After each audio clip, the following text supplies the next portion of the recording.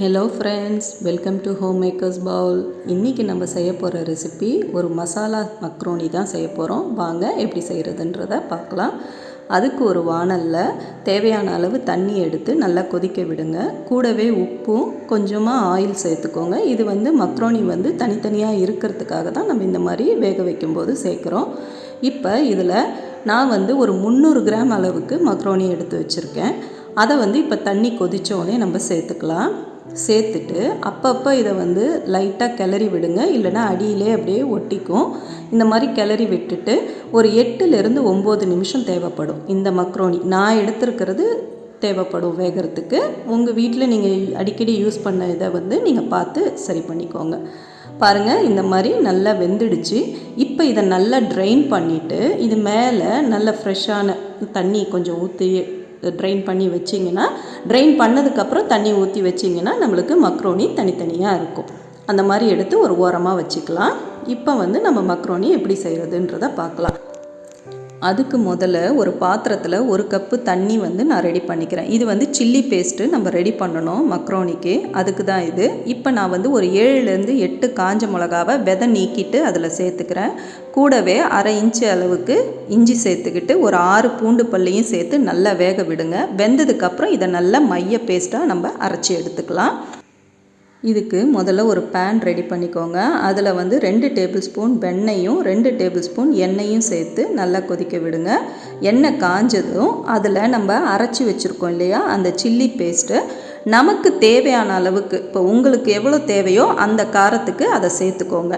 மீதியை நல்ல எண்ணெயில் வதக்கி ஒரு ஜாரில் போட்டு ஃப்ரிட்ஜில் வச்சுக்கிட்டா அடுத்தடுத்து நம்ம அதை யூஸ் பண்ணிக்கலாம், வீணாக போகாது. அதனால் இப்போ எனக்கு தேவையான காரத்துக்கு இப்போ அதை நான் சேர்த்து நல்லா இந்த எண்ணெயில் வதக்கி கொடுக்க போகிறேன். இப்போ இந்த மாதிரியே எண்ணெயில் வதக்கி ஒரு ஜாரில் போட்டு நீங்கள் ஃப்ரிட்ஜில் வச்சுக்கலாம்.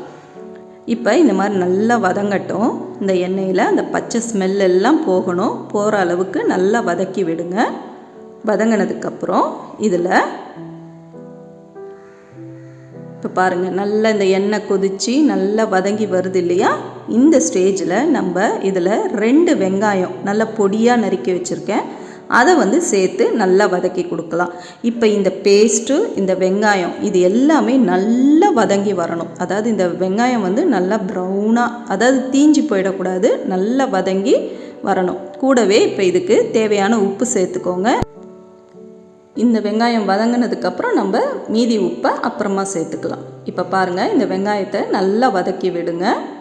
ஸ்டவ் மீடியமாக வச்சுக்கிட்டு வதக்குங்க. இந்த மாதிரி நல்லா வதங்கினதுக்கப்புறம் இதில் 2 தக்காளி நான் அரைச்சி வச்சுருக்கேன் பேஸ்ட்டாக, அதை இப்போ நான் சேர்த்துக்கிறேன். தக்காளியை அரைச்சி சேர்த்துக்கோங்க, அப்போ தான் இது மக்ரோனி நல்ல ஒரு சாஸியாக நமக்கு கிடைக்கும். அதனால் தக்காளியை அரைச்சி சேர்த்துக்கோங்க. இப்போ இந்த மாதிரி இதையும் நல்லா வதக்கி விடுங்க. இப்போ இதில் நல்லா வதங்கி இது எண்ணெய் பிரிஞ்சு வர அளவுக்கு நல்லா வதக்கணும். பார்த்திங்களா, இந்த மாதிரி நல்லா வதங்கினதுக்கப்புறம் இதில் நம்ம இப்போ கேரட் சேர்க்குறேன். 2 கேரட் துருவிட்டு நான் சேர்த்துக்கிறேன். இப்போ இதில் நீங்கள் கோஸும் சேர்த்துக்கலாம், பீன்ஸ் சேர்த்துக்கலாம், இல்லைனா முட்டை உடச்சி அதையும் சேர்த்துட்டு சிக்கனும் சேர்த்து இந்த ஸ்டேஜில் நீங்கள் எல்லாமே இதில் நம்ம சேர்த்துக்கலாம். இன்றைக்கி நான் வெஜ்ஜாக தான் செய்கிறேன். அப்புறம் கூடவே 1 கொடை மிளகாவை நறுக்கி நான் சேர்த்துக்கிறேன். இப்போ இது எல்லாத்தையும் நல்லா வதக்கி விடலாம். நல்லா வதங்கட்டும். வதங்கினதுக்கப்புறம் நம்ம இதில் என்னென்ன சேர்க்கலான்னு பார்க்கலாம். இந்த மாதிரி ஒரு 2 நிமிஷம் போல் நல்லா வதக்கி விடுங்க. இப்போ இதுக்கு தேவையான உப்பை, மீதி உப்பை நம்ம சேர்த்துக்கலாம். சேர்த்து நல்லா வதக்குங்க. நான் முதலையே சொன்ன மாதிரி இதில் நீங்கள் வேறு என்ன வேணாலும் இந்த ஸ்டேஜில் சேர்த்து வதக்கலாம். இப்போ நல்லா வதங்கட்டும். இப்போ இதில் 1 டீஸ்பூன் அளவுக்கு சோயா சாஸ் சேர்த்துக்கிறேன்.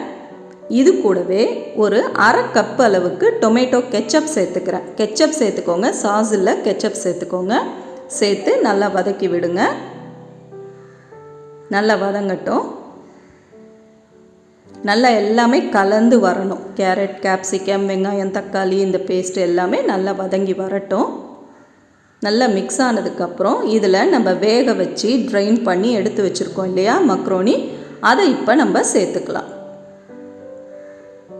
இதை பாருங்கள், இந்த மாதிரி அந்த தண்ணி நான் மேலே ஊற்றி நல்லா இந்த மாதிரி எண்ணெயும் ஊற்றி வேக வச்சதுனால நம்மளுக்கு உதிரி உதிரியாக இருக்குது. அந்த மாதிரி வேக வச்சு எடுத்துக்கோங்க. இப்போ இது எல்லாத்தையும் நல்லா கலந்து விடுங்க. பொறுமையாக செய்யுங்க. நல்லா கலந்து விடுங்க எல்லாத்தோடையும்.